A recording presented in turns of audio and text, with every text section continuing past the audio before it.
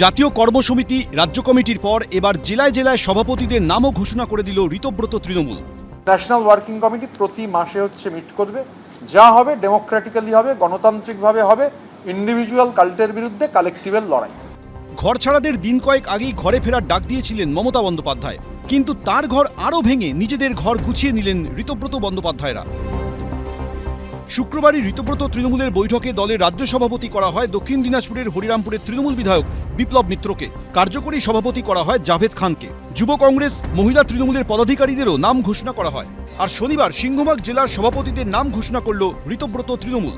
দক্ষিণ কলকাতা শ্রী দেবাশিস কুমার, উত্তর কলকাতা শ্রী সন্দীপন সাহা, মেদিনীপুর পশ্চিম শ্রী প্রদীপ সরকার, বাঁকুড়া শ্রী রথিন ব্যানার্জি, পূর্ব বর্ধমান শ্রী রবীন্দ্রনাথ চ্যাটার্জি, পশ্চিম বর্ধমান শ্রী নরেন্দ্রনাথ চক্রবর্তী এবং বীরভূম শ্রী অনুব্রত মণ্ডল। এটা হচ্ছে আমাদের জেলা সভাপতিদের তালিকা।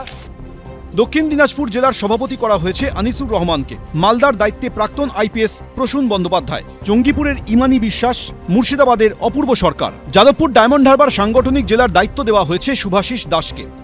শনিবার ঋতব্রত তৃণমূলের বৈঠকে ঢুকতে দেখা যায় রাজ্যসভার প্রাক্তন সাংসদ শান্তনু সেন ও প্রাক্তন মন্ত্রী জ্যোৎস্না মান্ডিকে।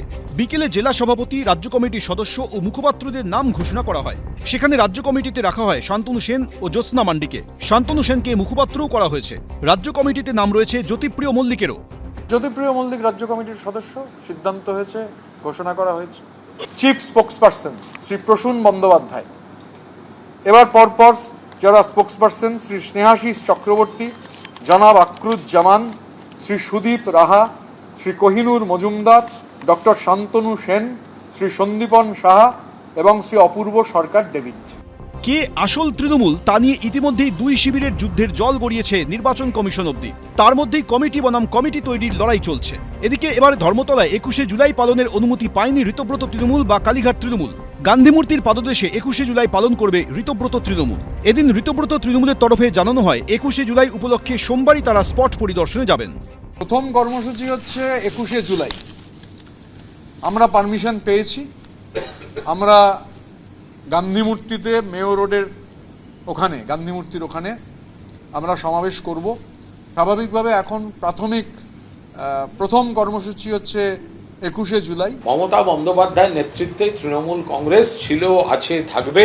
বিভিন্ন জায়গার মদত পেয়ে তৃণমূলকে ডিস্টার্ব করতে চাইছেন তারা, এই ধরনের কাজকর্ম করাচ্ছেন। কত রকম লোক আছেন, কার কার বিরুদ্ধে কি কি অভিযোগ একসময় কে তুলেছিল, আর তারা সব এক জায়গায় গিয়ে বসে যে একটা বিরাট সার্কাসের তাঁবুর তলায় বসেছেন।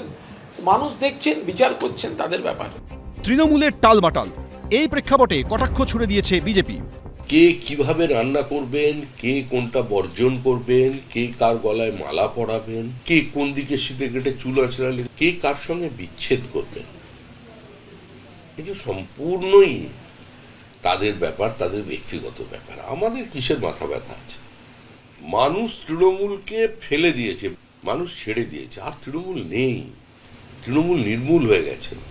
সব মিলিয়ে শনিবার জেলা সভাপতি ঘোষণার পর আরও একা হয়ে গেলেন মমতা বন্দ্যোপাধ্যায়। উজ্জ্বল মুখোপাধ্যায়, অনির্বাণ বিশ্বাস, শিবাশিস মৌলিক, এবিপি আনন্দ। এবিপি আনন্দ, এগিয়ে থাকে, এগিয়ে রাখে।